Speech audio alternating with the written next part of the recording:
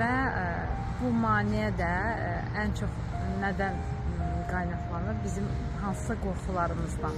Yəni burada qorxu hissi və yaxud da hansısa bir düşüncə, inanc bizi onu etməyimizin qarşısını alır. Və burada hansı qorxular ola bilər? Yemək üzərindən getsək, düşünə bilərik ki, yaxşı çıxmaz, yaxşı doğraya bilmərəm, tutalım, yaxşı bişirə bilmərəm, nəsə istədiyim kimi ortaya çıxmaz və bu his bizi onu etməkdən uzaqlaşdırır.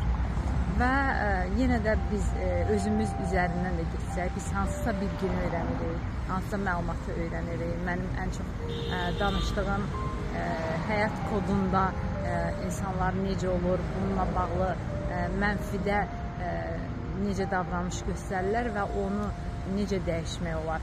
Bunu da bildiyi halda etmirsə, deməli o insanda bunu etməyin qarşısına çıxan bir qorxusu var və bu qorxu da təbii ki, hər nə qədər bilgili olsa da özünü dəyişməyə doğru addım atmağa mane olacaqdır.